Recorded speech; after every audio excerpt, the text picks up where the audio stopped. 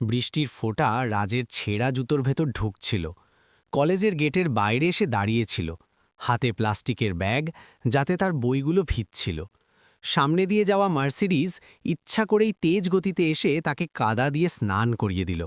গাড়ি থামল, কাঁচ নিচে নামল। আরশি মালহোত্রার মুখ দেখা গেল। ঠোঁটে ছিল হাসি, অপহাস করার মতো হাসি।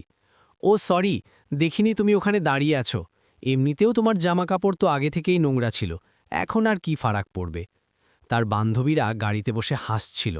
রাজ মুঠো শক্ত করল, কিছু বলল না, চুপচাপ দাঁড়িয়ে থাকল। আরুষি ইশারায় তার বান্ধবীর সাথে বলল, দেখো না, কথাও বলে না এটা, এই ফটিচটটা আসলেই ভিখারি। গাড়ি আগে বেড়ে গেল। রাজ ওখানেই দাঁড়িয়ে থাকল। শরীর কাদায় মাখা ছিল, কিন্তু যে জ্বালা বুকের ভেতরে ছিল তা বেশি কষ্ট দিচ্ছিল। এটা চতুর্থবার ছিল, চতুর্থবার যখন আরশি তাকে সবার সামনে অপমানিত করেছিল। রাজ দিল্লির কাশ্মীরি গেট এলাকায় একটি ছোট ঘরে থাকত। বাবা ৩ বছর আগে হার্ট অ্যাটাকে মারা গিয়েছিল, মা অন্যের বাড়িতে বাসন মাজত। রাজ কঠোর পরিশ্রমে এন্ট্রান্স পরীক্ষা পাশ করেছিল এবং স্কলারশিপ নিয়ে দিল্লির এক নামী কলেজে ভর্তি হয়েছিল। স্বপ্ন ছিল সিভিল ইঞ্জিনিয়ার হওয়ার। কিন্তু প্রতিটি দিন যেন এক নতুন লড়াই ছিল। আরশি একই কলেজে পড়ত। মালহোত্রা গ্রুপের মালিকের একমাত্র মেয়ে সে। তার বাবার দিল্লি এনসিআরে বিল্ডারদের বড় ব্যবসা ছিল। আরুষির নিজের টাকার ওপর অহংকার ছিল, নিজের রূপের ওপর অহংকার ছিল। প্রথমবার সে রাজকে তখন খেয়াল করেছিল যখন ক্লাসে প্রজেক্টের পেয়ারিং হয়েছিল। কপালগুণে রাজ আর আরশি এক গ্রুপে পড়ে গেল। স্যার, আমি এর সাথে কাজ করব না, আরশি পরিষ্কার মানা করে দিয়েছিল। কেন মিস মালহোত্রা? প্রফেসর শর্মা জিজ্ঞেস করলেন। কারণ এটা দেখুন কোথা থেকে আসে, কেমন জামাকাপড় পরে। ওর সাথে থাকলে আমার ইমেজ খারাপ হবে। পুরো ক্লাসে নিস্তব্ধতা নেমে এলো। কিছু ছেলে হাসছিল, মেয়েরা ফিসফিস করছিল। রাজের মুখ অপমানে লাল হয়ে গেল। প্রফেসর আরুষিকে বকেছিলেন, কিন্তু তার কোনো কিছুতে এসে গেল না। সে পুরো প্রজেক্ট একাই বানালো, রাজের নাম পর্যন্ত লিখল না। তারপর থেকে আরুষি রাজকে তার বিনোদনের বস্তু বানিয়ে নিল। ক্যান্টিনে যখন রাজ 10 টাকার চা খেত, আরুষি জোরে জোরে বলতো, আরে বাহ, এত দামি চা, তোমার জন্য তো অনেক বড় ব্যাপার। লাইব্রেরিতে যখন রাজ পুরনো বই পড়ত, আরুষি বলতো, নতুন বই কিনতে পারো না নাকি, নাকি টাকা নেই? রাজ চুপ থাকত, বাড়ি গিয়ে মাকে কিছু বলতো না। মা আগে থেকেই সমস্যায় ছিল, তার হাঁটুতে ব্যথা ভাগত, কিন্তু কাজ ছাড়তে পারত না। রাজ রাতে অটো স্ট্যান্ডে পরিষ্কারের কাজ করত। সকালে পড়াশোনা, সন্ধ্যায় কাজ। ঘুম কম হতো, কিন্তু সে হিম্মত হারাত না। একদিন সেমিস্টারের রেজাল্ট এলো। রাজ টপে ছিল, পুরো কলেজে ফার্স্ট। আরুষি ছিল 7 নম্বর পজিশনে। সেদিন আরুষির হিংসা আরও বেড়ে গেল। টাকা দিয়ে পেপার চেক করিয়েছে হয়তো। সে তার বান্ধবীদের সাথে বলল। গলার স্বর এত জোরে ছিল যাতে রাজ শুনতে পায়। রাজ শুনল, কিন্তু কিছু বলল না। ভেতর ভেতর যেন কিছু ভেঙে গেল। পরের সপ্তাহে কলেজ ফেস্ট ছিল, সাংস্কৃতিক অনুষ্ঠান হওয়ার কথা ছিল। রাজ ভাবল হয়তো কোনো প্রতিযোগিতায় অংশ নেবে, কিন্তু এন্ট্রি ফি ছিল 500 টাকা। তার কাছে ছিল না। সে নোটিশ বোর্ডের কাছে দাঁড়িয়ে ভাবছিল। তখনই আরুষি এলো। সে দেখল রাজ কি পড়ছে। আরে, তুমিও ফেস্টে আসতে চাও, কিন্তু ফি কিভাবে ভরবে? ভিক্ষা মাংবে নাকি? সে অট্টহাসি দিল। রাজের রক্ত টকবক করে উঠল। প্রথমবার সে আরুষির চোখে চোখ রেখে বলল, দেখে নিও আরুষি, একদিন আমি তোমাকে দেখিয়ে দেব, জীবন সবসময় একরকম থাকে না। আরুষি হেসে উঠল। ও হুমকি, কত ভয় পেলাম আমরা। চলো বান্ধবীরা, এখানে সময় নষ্ট করো না। কিন্তু রাজের চোখে যে আগুন ছিল তা আসল ছিল। সে মনে মনে জেদ ধরল, যাই হয়ে যাক সে সফল হয়েই থাকবে এবং আরুষির অহংকার ভেঙে দেখাবে। ভাগ্যের হয়তো অন্য কিছু মঞ্জুর ছিল। ৮ মাস পর রাজের জীবনে তুফান এলো। মায়ের হঠাৎ হার্ট অ্যাটাক হলো। হাসপাতালে ভর্তি করাতে হলো। ডাক্তার বললেন অপারেশন জরুরি। খরচ ছিল ১.৫ লাখ টাকা। রাজের কাছে কোথায় ছিল এত টাকা? সে কলেজের ফি মকুফ করানোর আর্জি জানালো।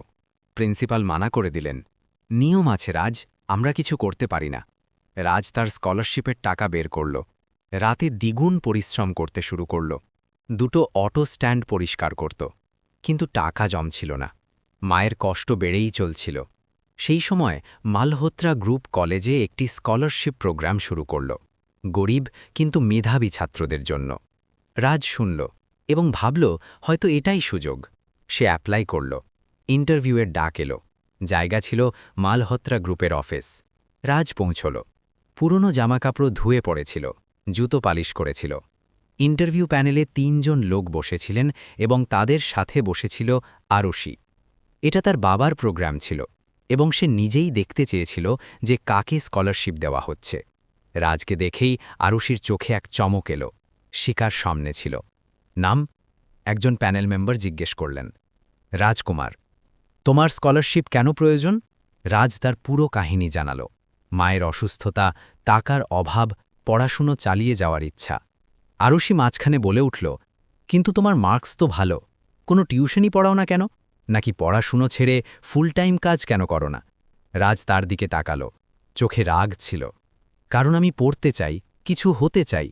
ওহ, স্বপ্ন দেখো, ভালো কথা, কিন্তু স্বপ্ন পেট ভরায় না। আরুষি হাসতে হাসতে বলল।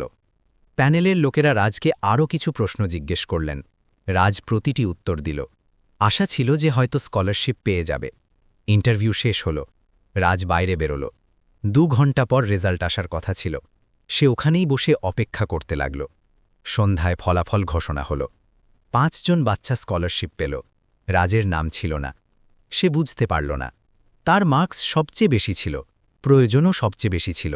সে অফিসের গেটে দাঁড়িয়েছিল। তখনই আরুষি তার গাড়ির দিকে যাচ্ছিল। রাজ সাহস করে থামালো। আরুষি, আমি স্কলারশিপ কেন পেলাম না? আরুষি ঘুরে তাকালো। মুখে সেই একই অহংকারী হাসি ছিল। কারণ আমি তোমার নাম কেটে দিয়েছি, সে পরিষ্কার ভাষায় বলল। রাজ স্তব্ধ হয়ে গেল। কেন? কারণ তুমি আমার সাথে চোখ মিলিয়ে কথা বলেছিলে সেদিন, হুমকি দিয়েছিলে, মনে আছে? তোমাদের নিজেদের সীমার মধ্যে থাকা শিখতে হবে। আরুষির গলায় বিষ ছিল। রাজের হাত কাঁপতে লাগল। তুমি এত নিচে নামতে পারো? আমার মা মরছে আর তোমার নিজের অহংকারের চিন্তা। আমার মর্জি, আমার বাবার টাকা, আমি যাকে চাই তাকে দেব। আরুষি গাড়িতে বসতে লাগল। রাজ গাড়ির দরজা ধরে নিল। তুমি এর সাজা পাবে আরুষি, ভগবান সব দেখছে। আরুষি জোরে হেসে উঠল। ভগবান? তোমাদের মতো গরিবদের ভগবান কোথায় থাকে? টাকাই ভগবান রাজ, আর সেটা আমার কাছে আছে, তোমার কাছে নেই। গাড়ি চলে গেল। রাজ ওখানেই দাঁড়িয়ে থাকল। চোখে জল ছিল না, ছিল শুধু রাগ, জেদ আর বদলার আগুন। সেই রাতে রাজ মায়ের জন্য ধার নিল। দোকানদারদের কাছ থেকে, প্রতিবেশীদের কাছ থেকে কোনোভাবে টাকা জোগাড় করল। অপারেশন হলো, মা বেঁচে গেলেন। কিন্তু রাজের মাথায় ধারের বোঝা এসে গেল, ৮০,০০০ টাকা। সে পড়াশোনা চালিয়ে গেল, কিন্তু এখন সে আর আগের মতো রাজ ছিল না। এখন তার ভেতরে আগুন ছিল সফল হবার, আরুষিকে নিচে নামানোর। রাতে ৩ জায়গায় কাজ করত, দিনে পড়ত। ঘুম কম হতো, ক্লান্তি বেশি, কিন্তু সে হার মানত না। আরুষি কলেজে আরও বদতমিজি করতে লাগল। একদিন সে রাজের নোটবুক ক্যান্টিনে ফেলে দিল। ভুল করে হাত লেগে গেছে বলে হেসে দিল। রাজ চুপচাপ তুলে নিল, কিছু বলল না, কিন্তু তার চোখে যে স্ফুলিঙ্গ ছিল তা ধীরে ধীরে আগুন হচ্ছিল।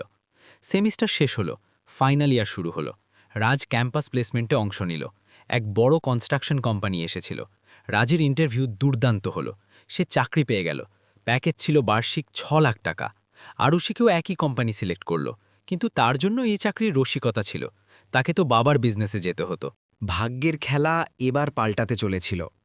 ৬ মাস পর রাজের জীবন ঠিক পথে আসতে শুরু করেছিল।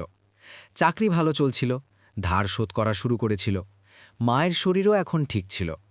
কিন্তু আরুষির করা অন্যায়ের বদলা নেওয়া তখনও বাকি ছিল। সেই দিনটি রাজ নিজের ডায়েরিতে লিখে রেখেছিল। আর সেই দিনটি আসতে চলেছিল। একদিন সন্ধ্যায় রাজ অফিস থেকে বের হচ্ছিল। পার্কিংয়ে এসে দেখল আরুষি তার গাড়ির পাশে দাঁড়িয়ে কাঁদছিল। ফোনে কারো সাথে কথা বলছিল। পাপা প্লিজ, শুধু ২ কোটি, কোম্পানি ডুবে যাবে, ব্যাংক নোটিশ পাঠিয়ে দিয়েছে। তার গলা কাঁপছিল। রাজ থেমে গেল, শুনতে লাগল। না পাপা, আমি বুঝছি, কিন্তু বাড়িটা অন্তত বিক্রি করবেন না, আমরা কোথায় থাকব? আরুষি খুব খারাপভাবে কাঁদছিল। ফোন কেটে গেল। আরুষি গাড়ির সাথে হেলান দিয়ে বসে পড়ল। মুখের মেকআপ জলে ভিজে একাকার হয়ে গিয়েছিল। রাজের মনে তুফান চলছিল। এটি সেই মেয়ে ছিল যে তাকে অপমান করেছিল, স্কলারশিপ থেকে নাম কেটে দিয়েছিল, মাকে মরতে দেখেও যার মন গলেনি। আর আজ সে নিজে কাঁদছিল। রাজ এগিয়ে গেল। কি হয়েছে? আরুষি চমকে তাকালো। রাজকে চিনতে পারল, সাথে সাথে চোখের জল মুছে নিল। তোমার সাথে মানে কি? শুধু জিজ্ঞেস করছিলাম, কিন্তু যদি বলতে না চাও তবে ঠিক আছে। রাজ চলে যেতে লাগল। দাঁড়াও, আরুষি বলল। গলায় এখন আর সেই অহংকার ছিল না, শুধু কষ্ট ছিল। বাবার বিজনেস ডুবে যাচ্ছে, একটা বড় প্রজেক্টে টাকা আটকে গেছে। যদি 2 কোটি না পাওয়া যায় তবে কোম্পানি বন্ধ হয়ে যাবে, বাড়ি বিক্রি হবে। রাজ কোনো জবাব দিল না, চুপচাপ দাঁড়িয়ে থাকল। আমি জানি তুমি খুশি হচ্ছ, আমি তোমার সাথে যা করেছি। আরুষি থেমে গেল। হ্যাঁ, আমি খুশি হচ্ছে। রাজ পরিষ্কার শব্দে বলল, অনেক খুশি হচ্ছে। তুমি তোমার নিজের যোগ্যতা বুঝতে পারছো দেখে ভালো লাগছে। আরুষি মাথা নিচু করে নিল, কিছু বলতে পারল না। তোমার মনে আছে আরুষে, যখন আমার মা হাসপাতালে ছিল, আমি তোমার কাছে অনুনয় করেছিলাম, আর তুমি কি বলেছিলে? তাকাই ভগবান। সেটা তোমার কাছে আছে, আমার কাছে নেই। রাজের গলায় তিক্ততা ছিল। আরুষি কাঁদতে লাগল। আমাকে মাফ করে দাও রাজ, আমি ভুল ছিলাম। মাফি? এখন মাফি চাইছ? যখন নিজের বিপদ এলো তখন ভুলের কথা মনে পড়ল? রাজ এক তিক্ত হাসি হাসল। না আরুষি, আমি তোমাকে মাফ করব না। তোমাকে সেই সব ভোগ করতে হবে যা আমি ভোগ করেছি। রাজ নিজের বাইকের দিকে এগিয়ে গেল। আরুষি পেছন থেকে চিৎকার করল, প্লিজ রাজ, আমাকে একটা সুযোগ দাও। রাজ ঘুরল। সুযোগ? আমি কি তোমার কাছে সুযোগ চেয়েছিলাম? না তো। তাহলে এখন তুমিও চেও না। পরের 2 মাসে মালহোত্রা গ্রুপ পুরোপুরি ডুবে গেল। আরুষির বাড়ি নিলাম হলো। তাদের একটি ছোট্ট ফ্ল্যাটে শিফট হতে হলো। আরুষি সেই চাকরি জয়েন করল যা সে ক্যাম্পাস থেকে পেয়েছিল, কিন্তু প্রথম মাসেই সে চাকরি ছেড়ে দিল। কাজ করা তার জানা ছিল না। সে অনেক জায়গায় ইন্টারভিউ দিল, সব জায়গায় রিজেক্ট হলো। টাকা শেষ হতে লাগল, ঘরের ভাড়া দেওয়া মুশকিল হয়ে গেল। একদিন রাত শুনল যে আরুষি একটি কফি শপে ওয়েট্রেসের কাজ খুঁজছে। তার আনন্দ হচ্ছিল। সে ইচ্ছা করেই সেই কফি শপের রাস্তা ধরল।